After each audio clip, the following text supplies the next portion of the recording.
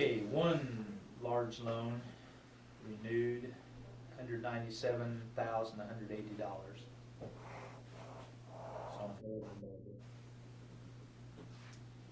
They paid, they reduced, no problem. He's handled his line of credit as agreed, so it's pretty routine.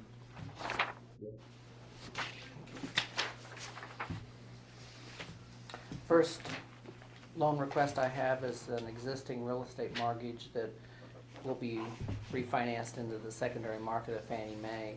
Customers Tony and Barbara Tucker at 6158 State Street in Milford, Illinois. They're requesting $84,000 on a 30-year Fannie Mae fixed-rate loan.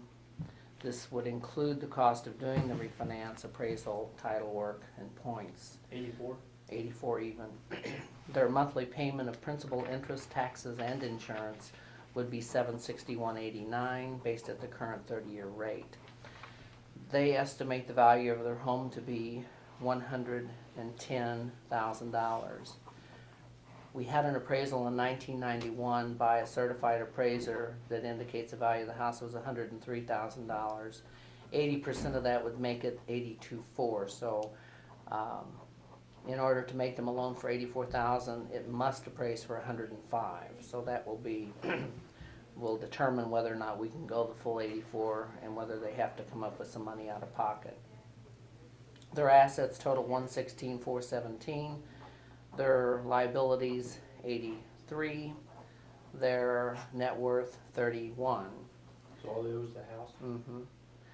They currently have a debt to income of 28/27, and after the refinance they would have a debt to income of 15/23. Where are they now? I missed that. They're 15 over. No, they're currently 20/27. Oh, okay. Yeah. 20/27. Yeah, What 20 is it over. by? I couldn't even read my own writing. It's 20/27, and after the refi, it's 15/23. What is acceptable, pretty much? What 28/36 is the maxes. It's as high as so it they're could well go. within. Okay, I they're just well wondered. within I their debt to always heard the income. figures and never did know what was high, and Right. low don't make any difference. Yeah. So you said they're going to be 15? Mm-hmm. 15/23. So their debt to income isn't a problem. The problem, as I see it, is the value of the house, number one. And the second matter at hand is that in 1987, they had filed a Chapter 11. They had at the time a mortgage with us. They reaffirmed on that mortgage. They were never late.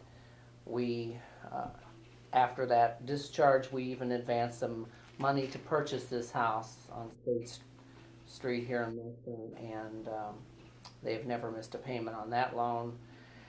I've also made them car loans that they've never missed a payment on, and according to Fannie Mae guidelines, as long as they have been discharged at least 2 years and reestablished and paid as agreed their credit obligations, they would qualify for a Fannie Mae mortgage. With that in mind, I am moving that that we approve this loan request subject to a certified appraisal of their home. Do we have the discharge? Yes, I have a copy of it. When was it? It was discharged on November, 2/23/88. Discharge date was 2/23/88. When did they file? Didn't you say they filed in 87? 11/87. In 11? Mm-hmm. 3 months? It's pretty fast. So Yeah. they do dismiss it? It was a business, bankruptcy, and I was pretty cut and dry. They just were eliminating the business debt, and apparently nobody objected to the bankruptcy since they reaffirmed with the secured creditors. All the debt that was charged, that was filed bankruptcy against, was unsecured creditors. And they discharged them before they even performed or anything? Yeah, in a 3 month, I guess so, in a 3 month period of time. Because here's the. No, I just, it's unusual that they don't require them to, usually they put them on a 2-year or 3-year plan or something. Mm-hmm.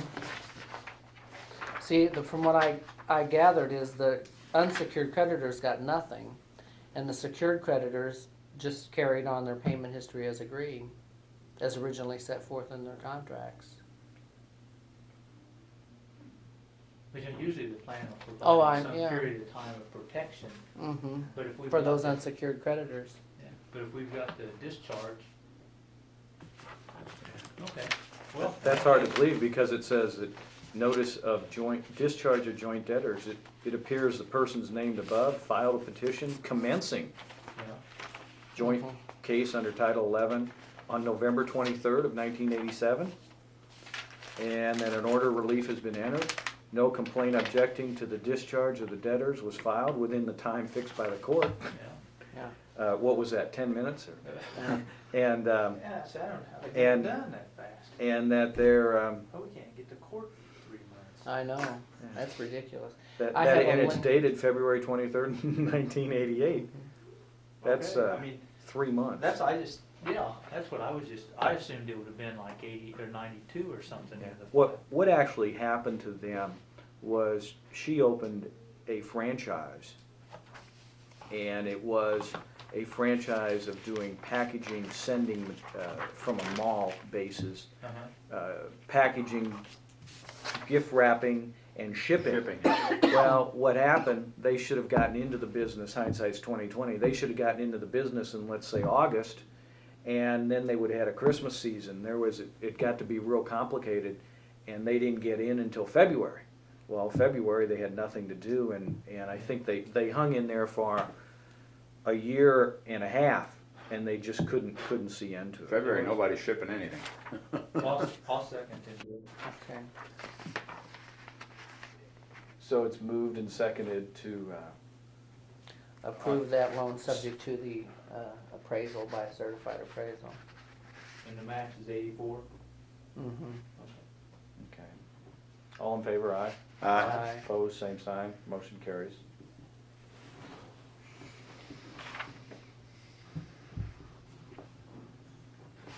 Is that only one? That's the only loan I have. I got one small one. The only reason it's in here is because the borrowers already have 303,000 borrowed, so it has to be approved by the board. But if Dylan and let's approve it today, that'd be 2, and then I'll have to call 2 more. They want to borrow he wants to borrow $4,500 to finish paying off the renovation and upgrade necessary on the daycare. And he had initially thought what he borrowed would do it, and then he borrowed some money from his uncle, and he wants to repay his uncle and get that out of the way. He wants to set that on a year. It would be secured by 3 vehicles. His debt to income's relatively high, but his income's going up. The daycare is scheduled to open a week after the 5th, so around the 12th to 15th of January. He thought he was already opened, and then they came back in and told him he couldn't open because there was articles in the paper and they showed kids at the daycare, and he had his ads out and everything, but he didn't have all the I's dotted and T's crossed, and the state came back in and said, well, no, we can't really do that. So one group of state people, the people that do the testing for electrical and safety and stuff have been there. Now the state inspector's got to come in. I guess they just look at the quality of the facility, not necessarily the wiring, plumbing, and heating, but is it clean and is it safe and that sort of thing. They're supposed to be there the 5th, and he said that the lady told him that it usually takes a week for them to send a report in and for their license to come back. So he anticipates that they'll be open no later than the 12th to 15th. He gave me some numbers. I can't remember. They've got like 13 or 14 kids that are already taken care of, mostly out of their house until they can get them moved down there, and then they've got 8 or 9 more. So they fully expect income to exceed the projection, but right now they don't have any income other than from his job. So That's fairly large scale. He's The gonna have building is- 25 people or something? yeah, At least 25. 25 See, they're- children. yeah, they're expecting that many fairly quickly, and then he hopes to get up around 50. See, they're looking at 4 people plus. I've plus gone his through the wife. building, and it is a very, very nicely done operation. I mean, there's nothing shoddy about the workmanship or the quality of the material or the cleanliness of the building. Is that attached onto his storage facility? No, it's Or a it's separate freestanding building. building? Separate Yeah. building. It's a building his dad had where he had his His cabinet shop. Okay, shop okay. and was living in it, and they converted the living quarters and all that into this thing. It's like anything when you're dealing with, regulators in the state, he said they got 2 ladies for 9 counties, and there's a lot of this going on, and they can only get to so many. So I would move, since it's secured for $4,500, it's on a 12-month repayment, which is relatively short. I would move that we advance the funds. I'll second it. It's, they owe pretty much, don't they? $303,000 and some odd dollars. But he's always serviced, he's never been late, he's always paid as agreed. And they do have the income, it just right now the income doesn't, well, I say they have it. Once the daycare gets up to 20 people, they'll have enough income they'll fall back under the 40%, but right now they're over the 40 because we can't show any income from the daycare. But, I feel comfortable that it's there, and like I say, he's always serviced debt as agreed, and his overall debt is working down, it's just quite a bit of debt. I guess you can't say too much if they're paying on time, Yeah, and I think they're about. as long as everything works out good. Yeah, I think if, he's already talking, if this thing goes like they think it is next fall, he's wanting to start looking at expanding that storage facility. It's one of those things, I think they're always gonna have quite a bit of debt so long as cash flow will keep up with it, because, that's kind of their, he's looking at that as his retirement income and an investment in his whole bit, like some of the people do here. Well, it's been moved and seconded to approve, but that, we can't really disperse on that due to his size of the Until loan. we have all They need All the board majority board members. at least 2 more board members, because I'm voting in favor of it. favor. And since you seconded, I assume so are you. Yeah. So see, I've got 2, and then I'll get hold of 2 more. I was gonna see Oral, but he didn't get in here till after he was gone, so. That's the only one I have. Any other loans? No other loans to be discussed. I got a couple things here, but we'll, the one is in regard to the retail non-deposit investment, just to kind of bring us up to speed. Mark has tentatively accepted our offer for employment, but since he's going to be a dual employee, you really don't need to put this in the minutes. I'll catch up the board up to speed. I just want us to know because it has some loan relevance. He was interviewed by LCL. Larry Harb interviewed him over the telephone yesterday, and Larry called me this morning. That's who had called about 7:30 and said everything went fine. What we have set up is Mark's going up to Chicago at LCL's office for Monday evening, Tuesday, and Wednesday training. The Monday evening and Tuesday training will be very specific for him, their workflow, their forms. He'll get to meet these people. On Wednesday, then, he'll be in a little bit of a larger group. There may be 4 or 5 other asset managers with him discussing sales motivations and sales approaches and strategies. Larry said he doesn't know how Mark's going to plug into us philosophically on how well he's known into the area. He said that's our decision, of which I'm comfortable with. I wanted Larry to tell me how he thinks he's going to do plugging into selling, and he said, "Oh, he should do it very well." So though that looks good. What I did kind of in regard to that was, and I don't have this date finalized, but I'm trying to go maybe the second week of January to have a representative of Banker Systems come here to do some specialized training within the qualified retirement plan area. Mark needs an understanding of, not a detailed understanding, but how all these qualified plans work, so that he understands how his products plug into the self-directed IRAs, SEPs, and the like, we also, it would do us good to know what products we can offer under those qualified retirement plans.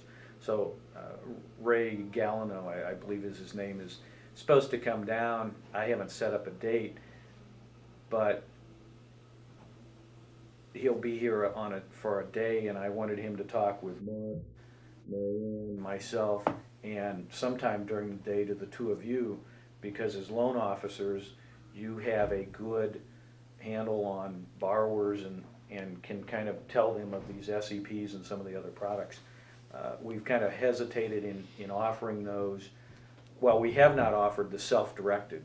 Offering the self-directed we're getting is simply, we need to get 50 different forms. Instead of called an IRA, it's called an IRA SD for self-directed. And then that will allow people to, if they don't want all their funds in a bank CD as our custodial IRA arrangement. See, the existing IRA says all those funds have to be in First National Bank of America.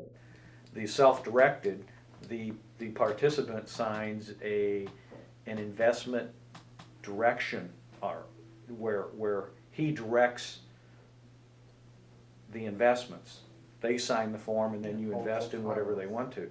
How that works, like with the SEPs, the SEP has a vehicle, has to be connected to the IRA. So we take the SEP off the shelf, and then if the person wants that money put into a bank CD, then we just use our custodial IRA forms. If they want a self-directed SEP, you take the same SEP form off, but you're using a different IRA. You're not using the custodial IRA arrangement. An SEP must have an IRA attached to it. So that the IRAs all fit in the same plan. They're just different boxes checked off of this overall plan. And that the overall plan is what you're talking about, goes back. That's what the IRS has blessed. Right. Is the framework, and so long as you stay within the framework in some combination, you're okay. Exactly. So I had talked with Rick Brady today, and he's going to send me those forms so we can take a look at them. The thing which makes it a little more complicated, but it's really not a cost, it's kind of a flip-flop in that he recommended we don't try and do the account maintenance on those self-directed IRAs ourselves because of how complicated the law is and all this. So, I mean, coincidentally, Banker Systems offers a comprehensive account maintenance service. Isn't that a surprise? That's such a surprise. Yeah. And what we would do is they would take care of the account maintenance in a similar manner, if you will, as they take care of the other qualified plans. Mm-hmm. We send them the information, but they print it. They crank out the numbers, and they file whatever needs to be filed. It's really not going to cost us. It's going to be pretty much of a swap. Right now, we use their 800 number and their newsletter for the IRAs. We don't have their comprehensive service. We have their IRA service, and that runs about $300 a year. If you go to the comprehensive account maintenance, the 800 number is included and the newsletter is included. So we would drop $300 off. The account maintenance, comprehensive account maintenance would cost us $500. But what you do is he estimates it'd be $500 for a minimal number of accounts. Banker System charges $35 an account. And he said under a self-directed arrangement, he's seen charges to maintain a self-directed IRA anywhere from $40 to $150. And I think $150 is a lot to maintain a self-directed IRA.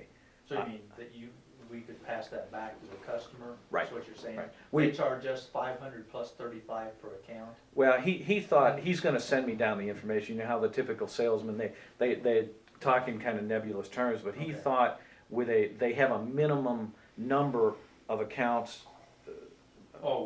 Is covered, if you will, by the 500. Yes, okay. And so he said, the way I understood it, let's say 500 would cover the 800, which is very, very helpful service, and the maintenance for, let's say, 20 accounts. Well, if we had 10 accounts, we would charge $50 on an account, it'd be $500. It's really kind of a switch around. But what that would, I think it would be good for the 5 or 6 of us to have Galano down here, can kind of explain what products we can offer from the bank side. Mark needs to know that, and we all need to know that, and then we can figure out how the products that LCL is going to offer will plug into that. And I was thinking of sending Mark up there for a week, but he's up there a week, he's going to learn a lot of very technical information, such as like those section 415 excesses that I was talking about. You really don't need to know the technical nitty gritty about it, because that's what Banker Systems does. They take care of the nitty gritty. So it's going to be less expensive to have Galano come here instead of one person going up to Minnesota for a week and then trying to bring back the information. We're going to have Galano come down here for a day, and he won't touch any specific complicated items such as 415 excesses or ACP testing or that, because Marianne and I kind of know that. But if we don't know that, like that 415 excess, I called the 800 number, and they went through the explanation where the IRS changed the deduction. Just a question from the mechanics. Who's going to hold the account? Is LCL going to hold the account? Is the bank going to hold the account? Who actually, you're talking about bank products and LCL products. Like before, the trust department, if you will, held the account. That's physically where it was. Mm-hmm. Is the plan going to be in the bank, or will the plan be in LCL, or is the plan just kind of nebulous? Well, the SEP and the IRA will be First National Bank of Minnesota. Okay, that's what I mean. But those they're bank products, if you will. We offer those, and then LCL will have, within that plan, they'll have things you can buy if you want to direct it that way. If you don't want a CD, or if you want something else, you could direct it that the monies be used to buy some mutual fund or some bond fund or something. Right. And how I envision that, then we would get the statement from LCL for the mutual fund holdings. Okay. Let's say the person also had a CD. Let's, it doesn't matter how they split it. Now. And then what we would have to do is pull that information together. We would get LCL's statement as of the end of the year, what the income was and what the balance was. We would then have to, if they had a CD, pull that in. We would report that up to Banker Systems, okay, and they would then combine that and produce the report. That's why there's normally a cost in those self-directed, because it's not, with our CDs now, that information, that's the whole account, and whatever's out there on the wrap record just passes right up, and the CD and the wrap information retirement account processing system talk together. When you get another vendor in here like LCL, we physically have to put the papers together, but it's not that complicated. But the name of his office is going to be LCL. It's not going to be First National Bank. Right. I love expansions of business. It took me 45 minutes to get a phone number. The phone number, by the way, is what the phone number will be. But this is things that I'm anxious for Mark to get here, because I'm getting tuckered out trying to get all these nitty-gritty things. It's not tough to get the phone number, but see, they need the phone number in order to order letterhead, mm-hmm, in order to have business cards. LCL in Chicago needs that to get that process going. Is their LCL accounts going to be maintained here? I mean, is it going to be a separate? They're going to have an account in Chicago for the funds to pass through, or is it going to be passed through funds here at the bank, or is that? Well, what we'll do is those will probably wire transfer out. Boatman's or something. Well, through the Fed. I think what will happen, but Mark will find this out, and I mean, we'll get involved in it. And I'm not, whichever way it goes is fine, but probably the most sophisticated way will be everyone who buys a fund or whatever, that money will go into a clearing account here, and then we will, either LCL will ACH it out of us, or we'll physically wire it up there. There may be $100,000 in there, which may represent 3 people's or 4 people's purchases. And then Mark faxes the paperwork up to LCL, and they do the suitability testing. And then they know what products have been bought, and then on the other side, we do a wire transfer to physically get the money up there. I think that's how that's gonna Similar work. to Fannie Mae. Yes, same, Yeah. same type We of thing. collect monies- Custodial account. We collect monies, put it in an account, and then we tell them how much of it is theirs, and by They calling take it. up there and that dial deal, and then they zap it the next day. Yeah, I don't know if, like, that's the same way that American Express with the traveler's checks work. When we sell traveler's checks, we put that money in a clearing account, and then Luann or Joyce or Norm or somebody calls, who's ever doing that job, calls a number, and we report how much in sales we had, and they hit the account the next day and take the money out. But that's kind of the mechanics of the flow of funds. But to answer your question, Bill, is that LCL, that office will not say First National Bank of Minnesota or anything of the nature. His card will be LCL Investments at First National Bank of Minnesota. The letterhead will be LCL. There needs to be a separate phone line going to that office. Now we'll be, when we get this receptionist set up, the receptionist will also answer it, but when they pick up the phone, you know, we'll put it on a red line or a blue line or something like that. When they pick up that line, like we do with Bob's number, you know, they pick up and they'll say LCL Investments.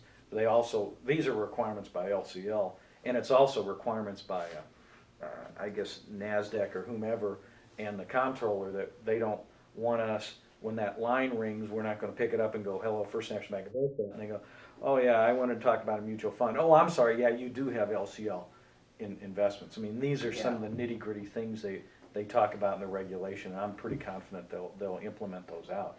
Is But- Luke gonna carry on his other livelihood that he had before through that office, or is he totally out of the insurance business? He was meeting with, they had a regional meeting, or meeting with their regional manager today, and he was going to tell him that he plans to take a job here.